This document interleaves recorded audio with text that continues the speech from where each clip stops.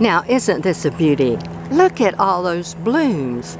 This is the grand or true giant Crinum, Crinum Asiaticum, also called the White Queen. Hi, I'm Elise.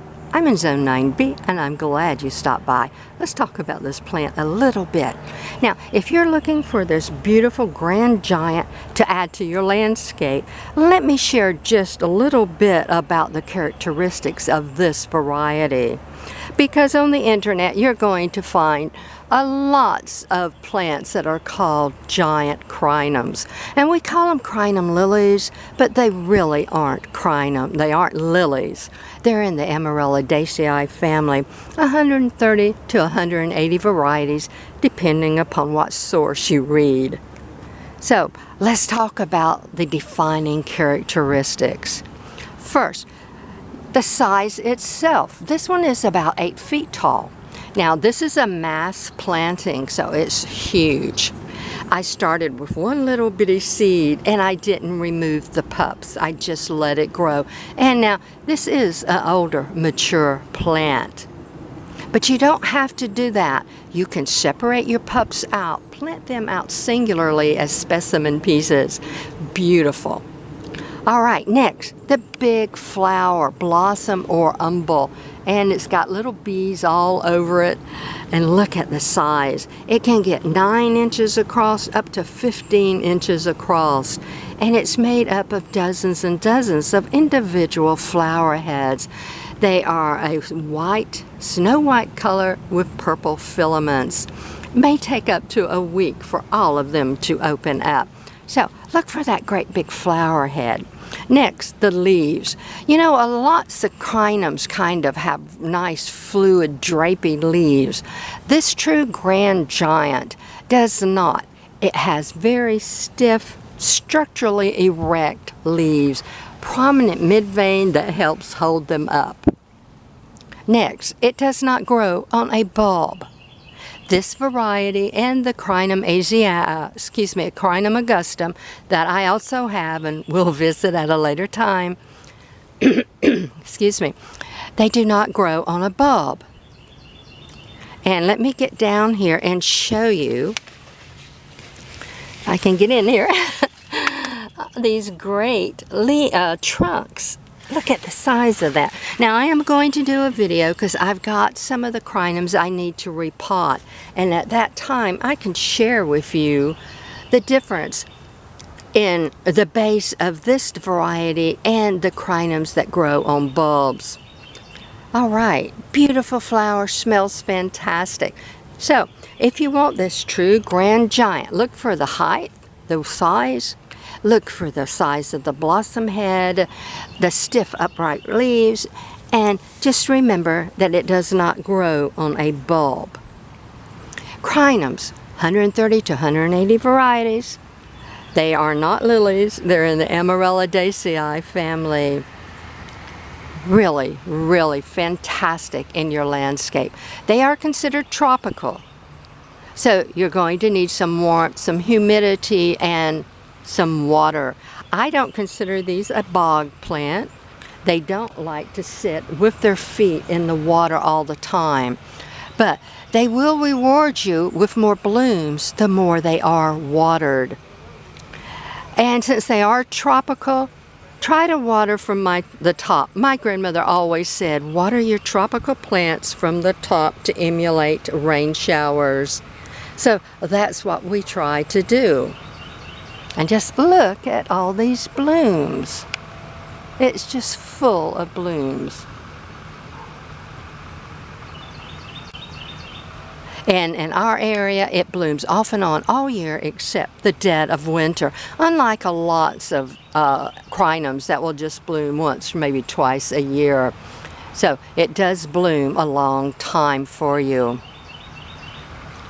Easy to care for, low maintenance. Once in a while we'll come out and we'll cut off some of the bottom of the leaves that have fallen off. But you don't have to because nature will take care of it for you.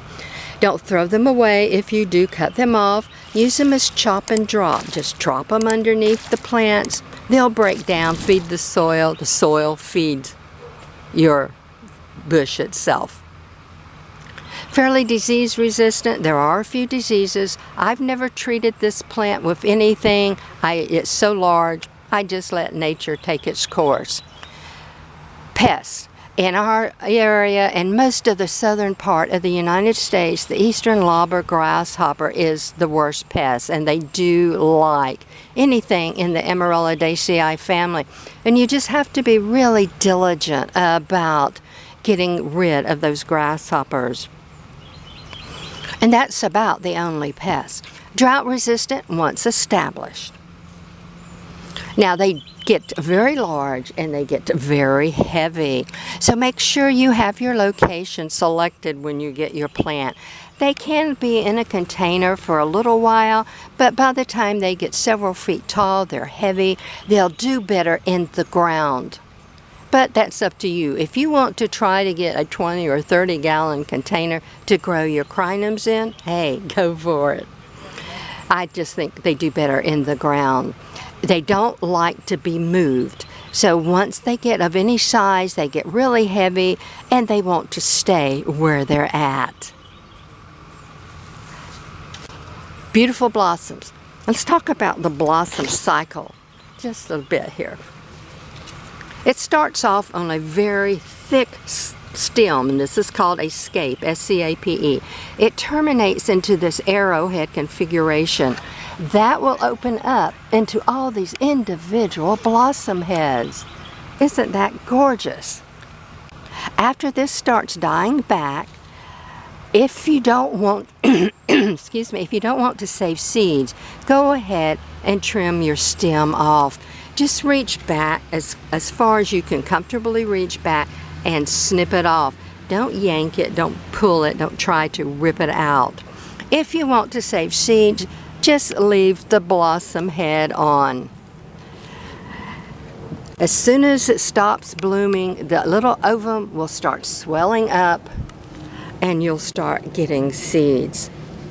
I leave the seeds on for quite a while until they comfortably fall off into my hand. They swell up, but that's up to you. Some folks take them off when they're green. Up to you. And we'll talk a little bit more about the seeds in other videos. But you would plant them out basically like you do any seed. Now I do take the green off. I will take this green covering off when I go to plant. And you're going to have a little bitty whitish seed, and that's what I plant. Okay, disease resistant, pest resistant, very hardy, tropical, doesn't like to freeze. We did get down to about 28 degrees this past winter for a couple of nights, and it did fine. We don't fertilize it. We let nature do that for us. We do give it additional water if we aren't getting rain. Great hand-me-down, pass-me-down plants, considered heirloom plants, considered homestead plants, cemetery plants. And then there used to be a little ritual. When newlyweds got married, they would be gifted with a crinum, because low maintenance, lives for a long, long time, and it was an indicator of the marriage lasting for a long, long time. Homestead plants, because you could plant them out around the homestead, they were so easy to take care of because of the low maintenance. Same way with the graveyard cemetery plants. You could plant them out around your loved ones, and you didn't have to worry about the maintenance. If you ever have access to some of the very old cemeteries, you might want to visit. You never know, you might find some of the really old varieties of crinums that are no longer commercially produced. Of course, nowadays in our area, you cannot plant any plant in a cemetery anymore.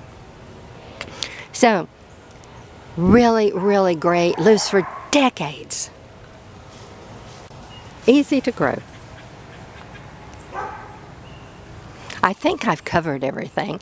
Now, plants in the Amaryllidaceae family, in lily family, in some of the irises and many other plants, can have various levels of toxicity, so you never ever want to ingest anything from the plant. You just remember that. So do a little research on these plants and see if this is something that you want to add to your landscape. My suggestion is, if you're going to order one of these plants online, that you try to find a seller that offers a seedling, because the seeds can be quite pricey and you don't know for sure if they will germinate. So get a seedling, and they're usually affordable, and plant that out. That's my suggestion anyway. I think I've covered everything. Low maintenance, easy to take care of, lives for decades, tropical, disease, pest resistant, drought resistant. Fantastic plant in your landscape. Propagation. To propagate this variety and the Crinum Augustum, you use the seeds. So when these seeds get ripe and you plant the seeds, that's what you use. Now, you can also divide the pups out. So use the pups or use the seeds. Again, they do not grow on bulbs, this variety. That's it. Until we speak again, have a fantastic day.